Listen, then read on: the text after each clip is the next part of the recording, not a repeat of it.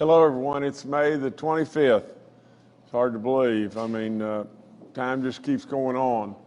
But it's for lots and lots and lots of folks, it's been a really, really tough, probably 15 months now. And we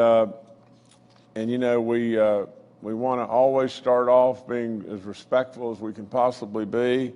We've lost 13 people since the last time we were together.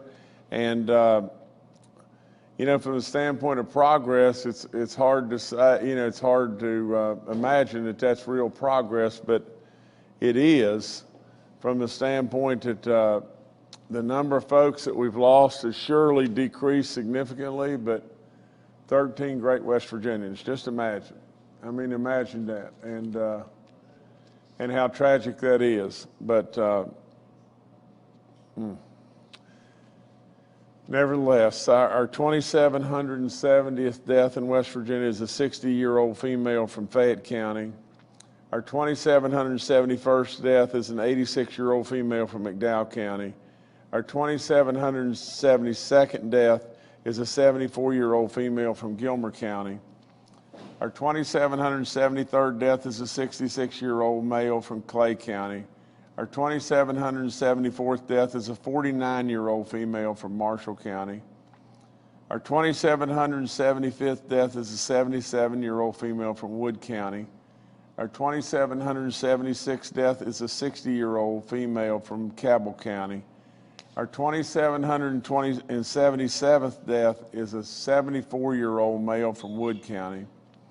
Our 2,778th death is a 57-year-old female from Kanawha County. Our 2,779th death is a 70-year-old male from Fayette County. Our 2,780th death is an 88-year-old male from Morgan County. Our 2,781st death is a 72-year-old female from Nicholas County. And the 2,782nd death in West Virginia is a 61-year-old female from Lincoln County. We've read a lot of people's gender and age and the county that they reside in, and that we've lost them.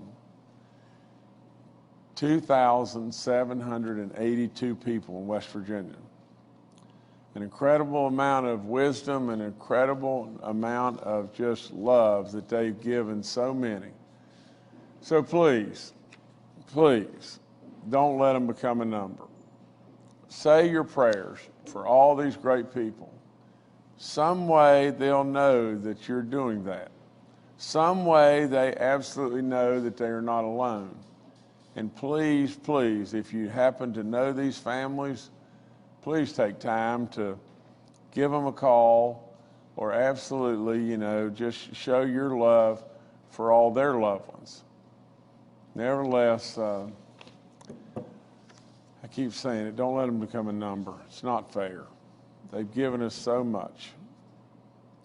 We have 233 new positive cases in the last 24 hours, and our positivity rating is at 5.79.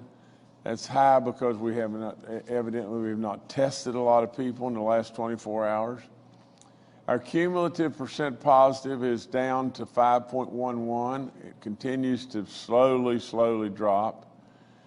Our active cases are 5,341. That's down a goodly little bit, and that's good. We have 152,464 people that have now recovered from this dreaded killer. We have 232 that are hospitalized and 85 that are in the ICU units. Even though we have no red counties, just envision, we have 232 people that are in the hospital right now with this absolute terrible killer. But in addition to that, we've got 85 people, I guess inclusive of that, we've got 85 people in our ICU units. Those people are struggling for life right now. I've got to remind you, and I've got to ask you just this. Of the 2,782 folks that we've lost, First and foremost, envision just this. You know, would there have been any of them that if they had the choice again right now that they wouldn't have, if they could have, many of them we lost way before we ever had a vaccine. Now we've got 232 people that are hospitalized and 85 of them are in the ICU units, and we know the overwhelming majority of those folks, if not every single one, is not vaccinated. I don't know what to tell you. I don't know what to do and what to tell you any more than just the fact that the vaccines are so safe, it's unbelievable. The vaccines are incredibly effective. And it has truly been a miracle from God above that we were able to have a vaccine as soon as we did, and the effectiveness come out as strong as it came out. And the safety of it as high as the safety is.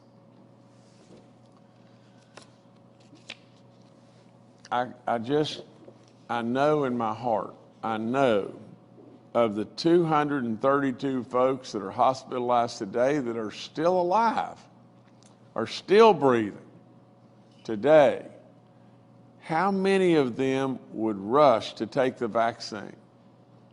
And it's probably a big amount. So why not do it? Why not do it before you're one of those? I just can't understand it, and all I can do is continue to ask you, you know, and continue to tell you just how important it really is. Another reminder, if you're 65 and older and you get the least bit of sickness in any way, tired, anxiety, a little cold, you think it's that, please go get tested. And these antibodies can absolutely save your life.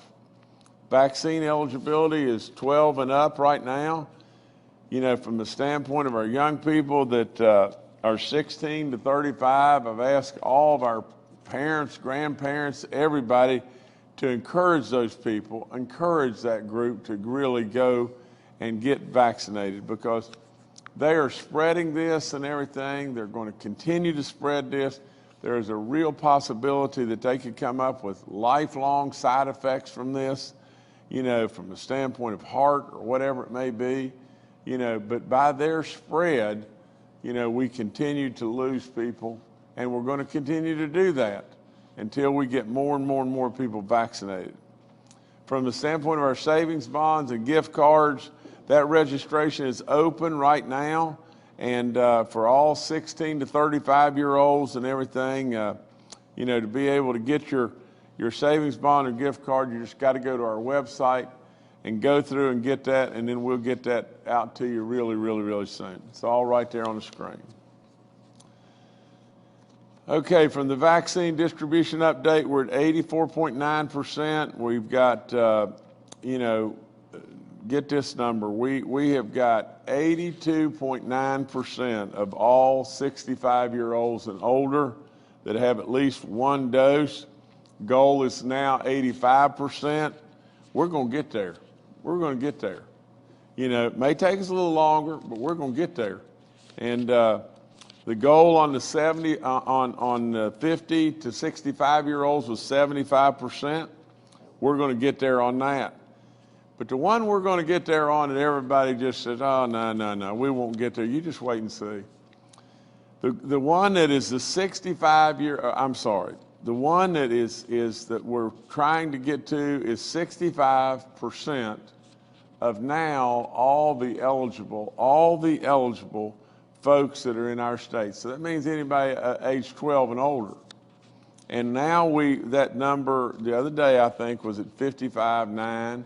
Now that number's at 57% that have received at least one dose. 46.4%, you know, are fully vaccinated. But what we're interested in achieving by June the 20th is to get as close as we possibly can. You know, we may be at, you know, 63.8 or 64.9 or whatever, but but we're going to get as close as we possibly can to 65% of all of our eligible population to have had at least one dose. We're at 57 right now. We've got 8% to go. So come on, just help me just a little bit and we'll get there. From the standpoint of this, I go back to a time in January, a time where we had people dying like flies, and it was really bad. A time in January when our elderly were really, really scared, and rightfully so. A time when we were told by the CDC that the only way that we're going to be able to get to the general population was going to be a goodly amount of time. Because the amount of vaccine that we had was not anything close to like what it is today. And so as the vaccines were just rolling out at that time, that's exactly what was happening. You had all of our folks that were 65 and older, especially, you know, the most elderly, and they were scared to death. They absolutely were scared to death. Every day they heard me read big numbers of people that were dying. And so they were told by the CDC that we were maybe going to get to you in April. Well, a lot of them would have died before April, and they know that. And so what did we do? West Virginia, through our medical experts and good decisions along the way, we pivoted and we changed the whole landscape. And we immediately went to those that were 80 and older, and then 70 and older, 65 and older, and everything, and started vaccinating them. Now today, we have 82.9% of that population, 65 and older. For all practical purposes, 83% of the 65 and older are vaccinated, or at least have one shot. Now just think about this. You know, I don't know exactly what that number is right now, but that number's got to be well over 200,000. You know, I mean, well over 200,000. Now we moved and we made decisions. And along the way, everywhere I go, I run into countless people that are 65 and 80 and 85 and even older. And they come up to me and they say the same story, the same thing. You, Governor, your team, Governor, you know, stepped up and got me my shots. And now, Governor, no telling how many folks just like me we saved. Well, I'm telling you, this job can't get any more fulfilling than just that. So for all those people that are out there, I, along with all the team that made decisions to try to shove these vaccines out the door and get them in arms and everything, I am so grateful to you because of all the wisdom and all the great stuff you continue to give us. And remember, we called it saving our wisdom, and we did. We saved a bunch of our wisdom. We've still lost a lot of folks, and we want you and everybody to always join in prayer and everything for all the folks that we lost. You know, from the standpoint of manufacturing and our church outreach and our business outreach, we continue to do the same thing. You know, whether it be your congregation or your employees and everything, we want to vaccinate them. All you got to do is call us. Our state park vaccinations, all those clinics and everything going on and everything, and over Memorial Day, we'll be in all the West Virginia state parks to be able to vaccinate the employees' families, all the park guests, anybody that wants to be vaccinated will be there to be able to do it. And we're there in lots of the parks right now. Okay, our COVID vaccine info line is up. You've got all that. Our call to arms, you know, initiative and everything that we're targeting. Our birthday, June the 20th, our 158th birthday in West Virginia, and to be able to get rid of the mask and everything. And so we're moving in a really, really, really positive pace there. And You know, I know I've seen some of the media reports, and it's just, I mean, it's just, I have no earthly idea why we continue to try to just stir in something that's just, you know, it's only just to cast doubt and everything else. We're through with these masks on June the 20th. We're through right now with the mask if you've been fully vaccinated, you know. But with all that being said, we're on track, and you just wait and see. The numbers will prove me right on this one, you know. And at the end of the day, we're going to get rid of these masks on June the 20th, period. So, nevertheless, all the free testing stuff is up. The free testing map is there. You know, I thank Fruth and I thank Walgreens over and over. You know, I tell you to take advantage of the free testing. You know, it's not long ago. Now imagine this.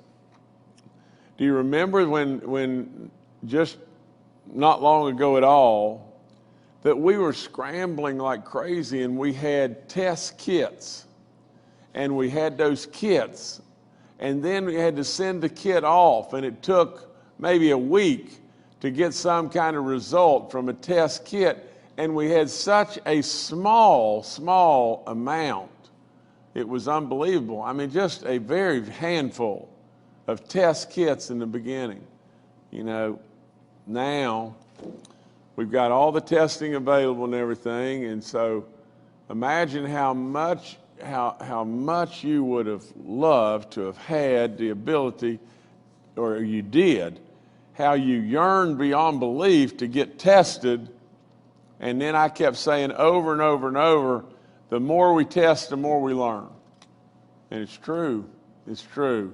All across this great nation, we learned, and we learned more and more and more. So please continue to take advantage of that free testing when you can. Get this is a great number. We were down significantly. I don't know if it was 17 or 19, but we had 17 or 19 outbreaks in our long-term care facilities. Now we're down to 10. That's really good. We had significantly more outbreaks in our churches. Now we're down to 6, and we're down to only 4 counties, and that is Greenbrier, Hardy, Taylor, and Wetzel counties. In addition to that, at corrections, we surely have had inmate cases that have been very significant. Now we have 2, and we have 7 staff cases. It's all great stuff. And I congratulate the church community, our long-term care folks, all the great work that's happened at corrections and everything. And so please keep it up. You know we can't drop our guard. Please keep it up. I ask all those of you, especially that have survived this terrible killer and everything, to go give blood. Go give blood. Now, I've got to give you an update on this, and I want especially our elderly to pay really close attention to me. There's a vaccine lottery scam going on. The FBI is warning us about a new scam targeting those that have been vaccinated. And what's going on is just this. There's people that are calling, and they call on the phone and they say, have you been vaccinated? And if you have, then they turn and they tell you about this great thing that you can enroll in, and maybe you can win all these great prizes or whatever it may be that are tied some way, somehow to the lottery. That's all absolutely a scam. And all they're trying to do is get your information. So without any question, until you hear it here, until you see stuff on our website and everything else, do not give people information. Because once they get that information, they're going to try to invade you and absolutely extract things from you. You cannot give them that information. It's nothing but a scam. That's all I've got. That's all I've got. Again, keep all those in your prayers that was lost. Thank you so much.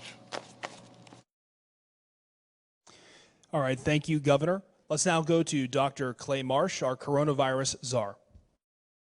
Good morning. To reinforce what the governor said, we are seeing cases of COVID-19, new cases, drop steadily across our country and also in the state of West Virginia, which is certainly good news.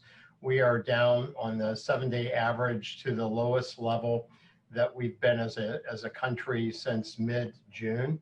And several new developments have been identified. Number one is that the Moderna vaccine appears to be safe, just like the Pfizer vaccine, for 12 to 15-year-olds. And so we anticipate that that will be the second vaccine that will go in front of the Food and Drug Administration and the Centers for Disease Control to look at being available to immunize younger West Virginians. We also know that a recent study that was done at the CDC looking at small children that are less than the age to vaccinate, which is now 12 and over, have been found to rarely get serious disease complications from COVID-19. And that doesn't mean that we should be cavalier about our protection of our children. But the good news is for parents in looking at the data from COVID-19 that your young children, even if they would become infected, are very unlikely to get serious disease per the CDC study. And as we continue to go forward, our anticipation is that vaccine manufacturers will continue to push the age down in their clinical trials so that eventually we should be able to get to almost all West Virginians and almost all Americans with vaccines. But again, currently the vaccines are only available for 12 and over. And lastly, as the governor said, we have done very, very well as a state, and we're really proud of our citizens and certainly appreciate the work of so many people that have worked very hard to get vaccines into the arms of our citizens. And we see the great benefit of that. The CDC quoted 4 research studies that demonstrated that these vaccines are very, very effective and very safe. And that's the reason why they felt safe. Dr. Rochelle Walensky, who leads the CDC, and her team felt safe in recommending that fully vaccinated people 2 weeks after the final vaccine dose were safe to take their masks off indoors and outdoors. And I think that this call to arms, as the governor said, that we are very much focused on in the state of West Virginia is a very important program, not only to get us back, as the governor is doing, back to all the things that we enjoy to do together in person, but also to be able to do that safely. And while we still have a number of West Virginians that haven't been vaccinated, those people are still at risk for developing complications, both severe and perhaps long-term of COVID-19, which the vaccines appear to protect against incredibly well. So we continue to encourage all West Virginians who are vaccine eligible to please choose to be vaccinated. It is so important to protect yourself, to get back to the life that you want to live with all the people that you love safely. And by doing that, you also protect others. Thank you so much. Thank you, Dr. Marsh. We'll next go to Dr. Ayn Amjad, our State Health Officer. Good morning. I just wanted to let everyone know that our Office of Vital Registration is open to the public now. It's open Monday through Fridays from 8:30 to 5 p.m. Unvaccinated individuals are recommended to wear masks. Socially distancing is recommended also inside the building. The payments accepted are cash, money orders, and checks. If you are going to pay by cash, we do recommend that you bring exact change, please.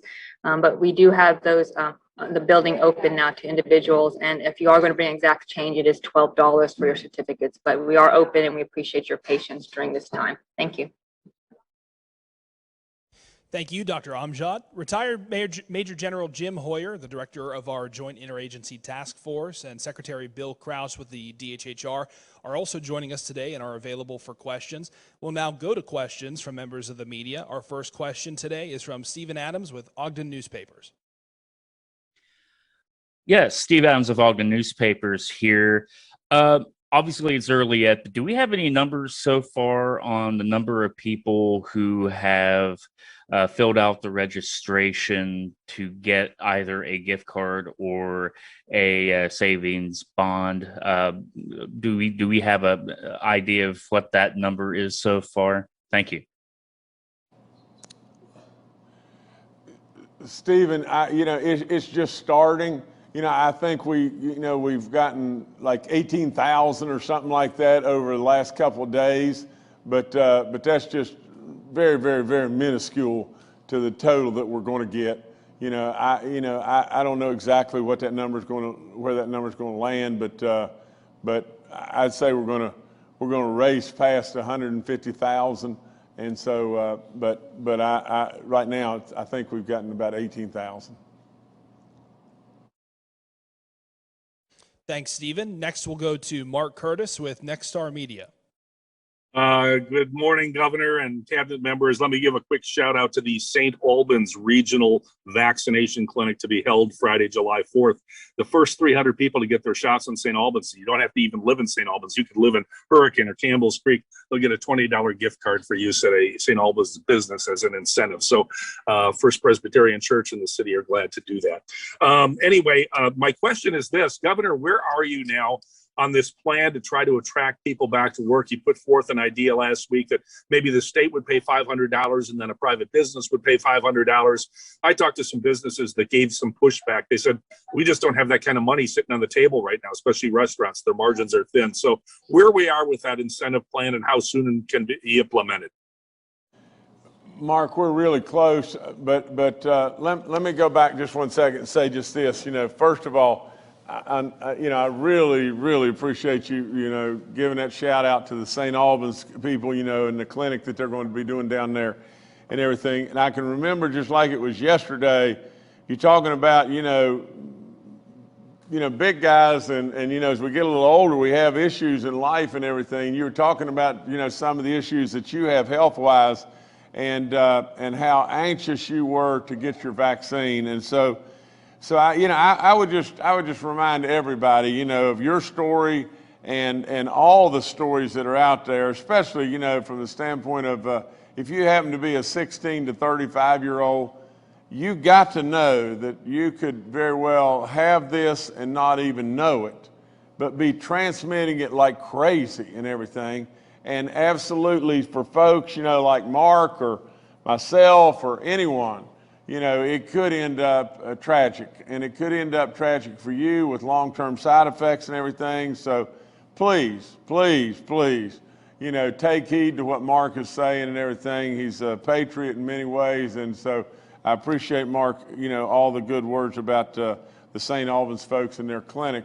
Now, from the standpoint of the, we continue to work with the legislative leadership in regard to this, but I do think, Mark, now my position is going to be just this.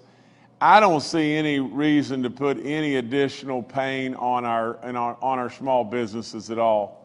We need to encourage people to get back to work, and what I'm trying to do now is just balance how much dollars are available from the state that we can do that, coming as an incentive right from our state, and not lay any additional burden whatsoever on our small businesses, because you're exactly right. I mean, we've got folks that would gladly step up and pay the $500 match. I mean, they'd do it in a second. But we got a lot of other folks that just can't afford to do it. And, really and truly, it just makes it really, really tough on them. So what I'm looking at now is just doing it purely just from the state. It may only be the 500, and that may be all we do.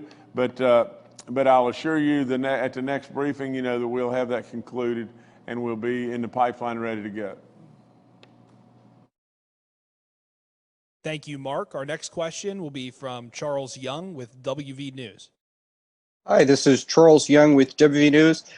Governor, last week you mentioned that you were working on plans with legislative leaders for the most recent tranche of federal funding. Is there any update or new info you can give us on that? Thank you.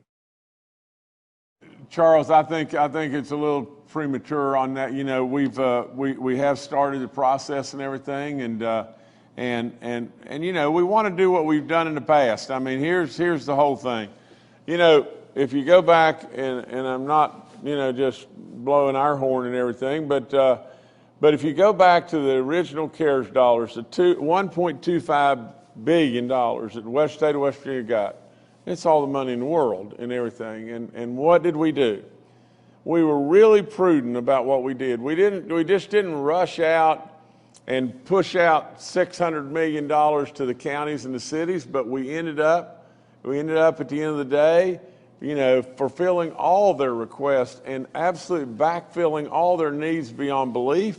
And we pushed out, I don't know, 280 million or some number. I think that's the right number.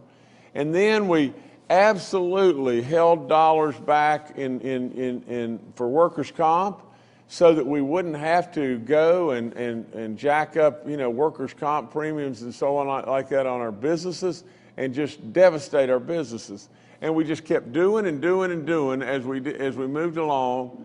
And everyone kept saying, what are we doing here and what are we doing there and everything. But at the end of the day, I haven't heard a single complaint, I have for a long, long time, about how we handled all the CARES money. And we did it right. You know that. You know that exactly. And we've continued to meet with all the county and the city folks and everything. We're going to continue to talk about maximizing these federal dollars all across West Virginia and everything and doing it right. But we could just frivolously throw money at this and throw money at this, and you know what then's going to happen? As sure as I'm sitting here, we're going to turn around and say, we got real needs over here, but all the money's gone. And we don't want to have that happen at all, So we're just going to try to continue to do it right, and we're going to continue to meet with the legislature and the city and the county folks and everybody, and we're going to get this done, and we're going to get it done right. But I think it's a little premature right now to say exactly, what we're going to do where and different things, because we haven't gotten to that yet. Thanks, Charles. Our next question will be from Paul Mullen with WCBC. Good morning, Governor. Good morning, everybody. Governor, concerning the testing program, are you having consideration or discussions about rolling that back a little bit now that the vaccination rate is going up? How long can you keep going at the rate you've been going and keeping that availability as it is? Thank you.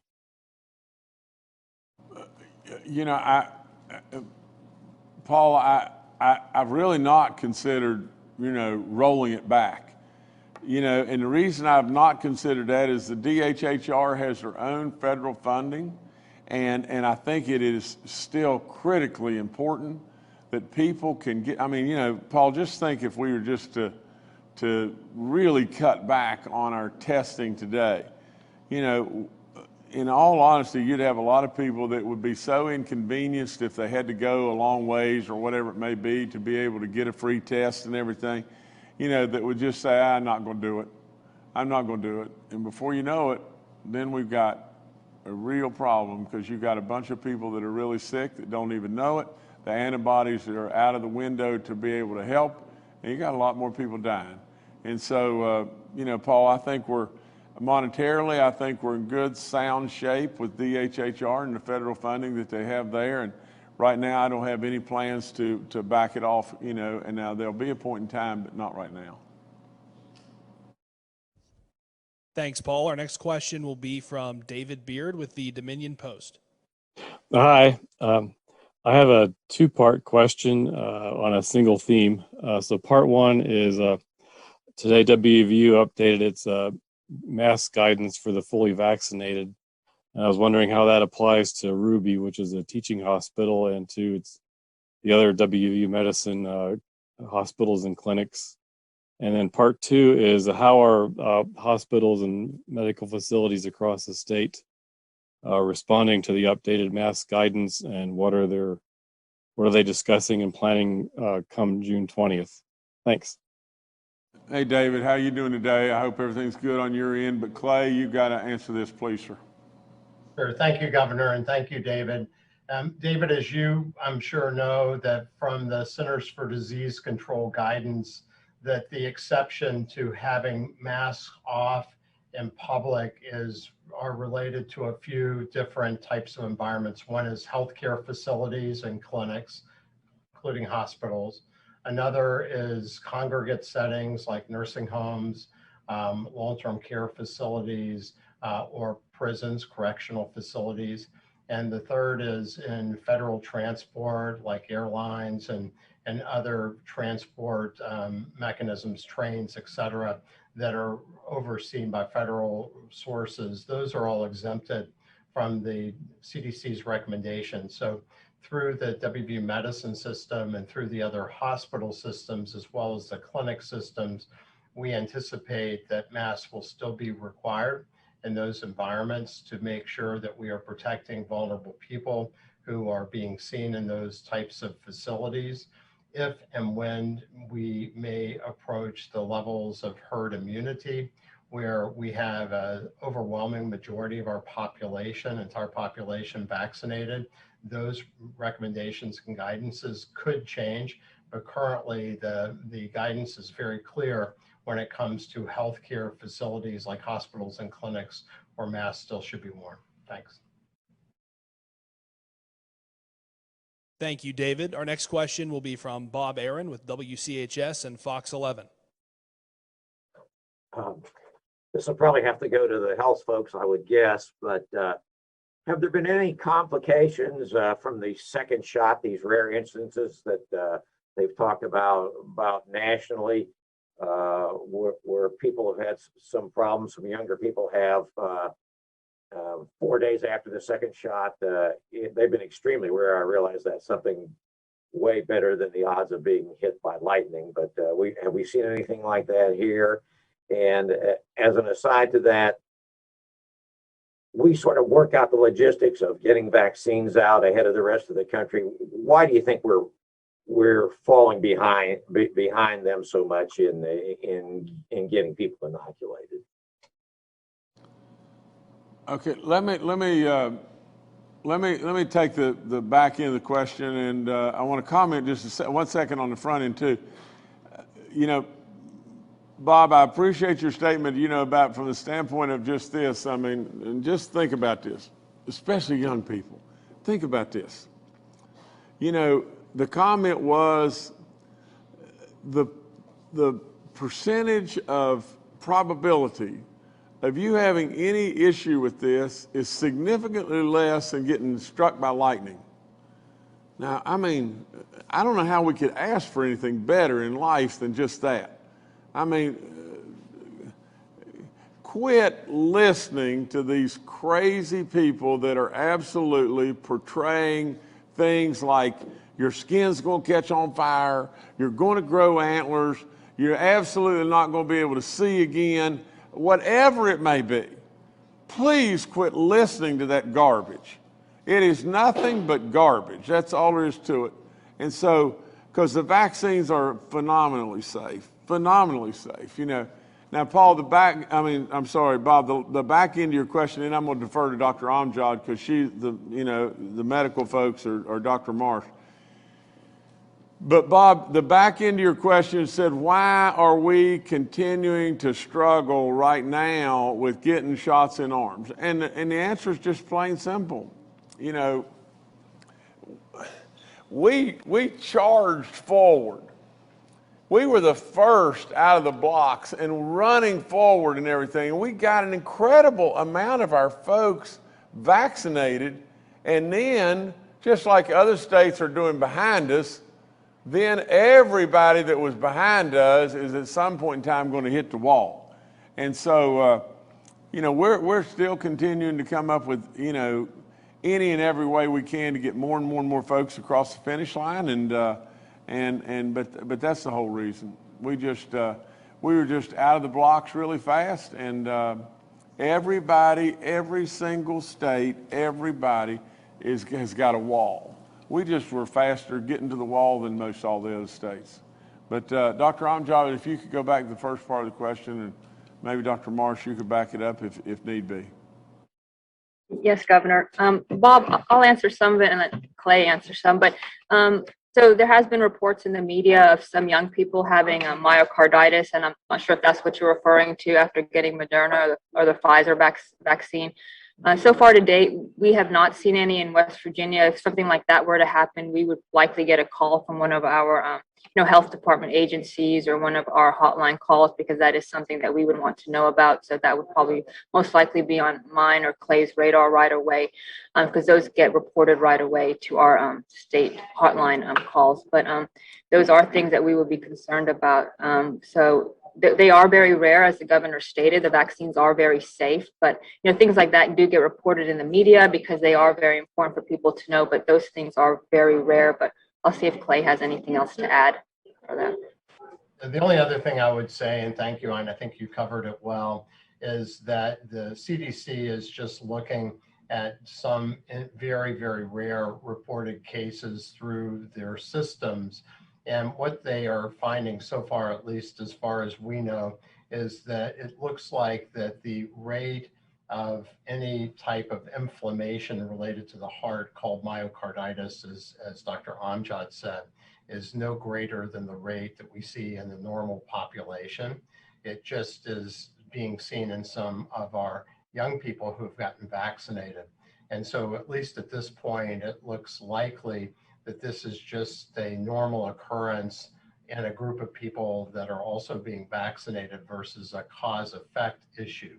The one part that we will pay a lot of attention to, though, is any related effect in anybody vaccinated, like we talked about in the women who very rarely had blood clots after being immunized with COVID vaccines, particularly the Johnson & Johnson. So we pay attention to all these. And I think it just should reassure people that our federal agencies, CDC, and our state agencies, as Dr. Amjad said, are paying critically close attention to anything that may come up in people that are being vaccinated. But this one most likely is going to be a background effect of a common occurrence or an uncommon occurrence happening in people who also receive vaccination. Thank you, Bob. Our next question will be from June Leffler with West Virginia Public Broadcasting. Hello, Governor and panel. My question is not COVID related, and it is for Dr. Amjad. So I understand that the CDC will be providing an EpiAid to Kanawha County to address the HIV outbreak. And I'm just wondering, could you tell us a little bit more about what all that will entail, what comes with an EpiAid for this situation, and how much do you think it will help?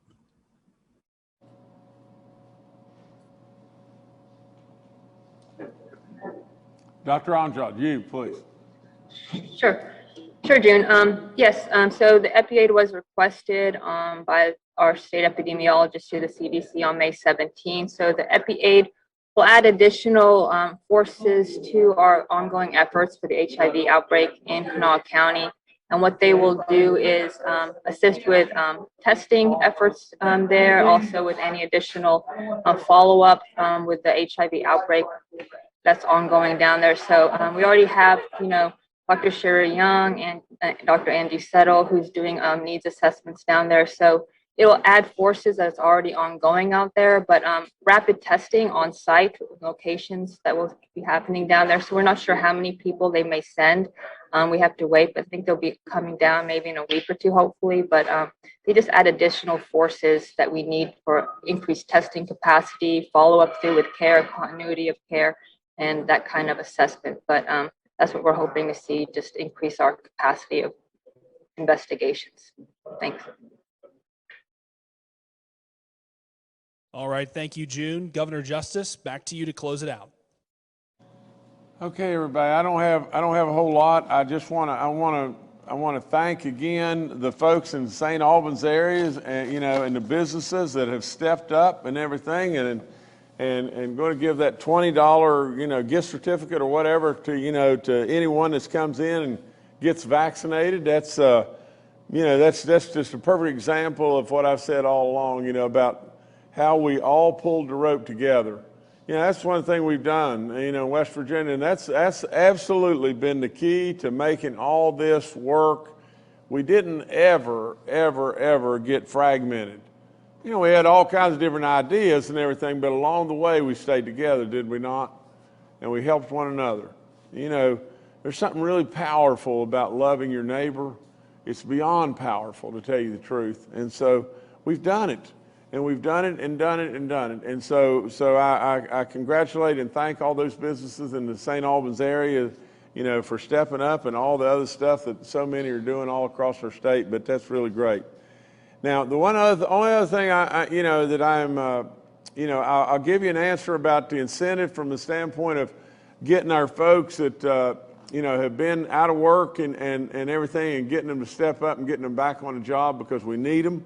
We need them really badly. And for those people that are doing that, they probably need a little bit of an extra little bump, you know, because they're going to be losing some of their unemployment benefits and so on, you know, the bonus money. And so with all that and everything, we want to give them a little bump and everything, get them back in the workforce and get them back, you know, to feeling good, and especially from the standpoint of getting them back in our businesses, you know, being able to staff their businesses properly, and going forward, you know, we hope and pray that we'll do the things that will make more and more people want to come to West Virginia, and as we do that, we'll grow our employment, rosters in many ways. The only other thing I've got to report is just this: I want to revisit. I made myself another note here.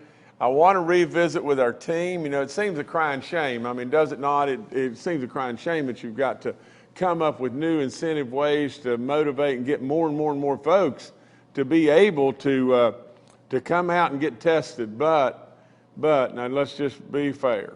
You know, if we've got dollars that are there that we can do that with, and we're able to do that, and get people tested. I don't mean tested. I mean get people vaccinated. If we can get our folks vaccinated, can you imagine what we're going to save? You know, not only will we save life, and we will save incredible sickness and all those kind of things. We know we're going to save that. But the other thing we will save is the magnitude of this testing cost, and on and on and on. It will be off the charts as to what we can save in dollars. So when it looks like, you know, well, good gosh, you know, why in the world are they doing these things, these incentive things, or why are other states doing all these, you know, elaborate things? You know, just, I hate to say it, but it's just what it is. We shouldn't have to do it, but at the same time, you know, it does get us there. And if we get there, the earlier we get there, the more we save. And so I'm going to revisit with my team again. You know, we've got a lot of suggestions that were fun type things and everything, and where people could really pick up some neat things, whether they be, you know, some kind of prizes or they be real cash. And so with all that and everything, we're going to have to revisit one more time. And when I come to you the next time, I'm going to probably come to you with a new incentive program that's going to try to take us one more notch further. And that's the only way I know for us to get there right now. But nevertheless, we're just going to keep at it. Again, thank you so much. Let's stay together. You've done a great job, West Virginia.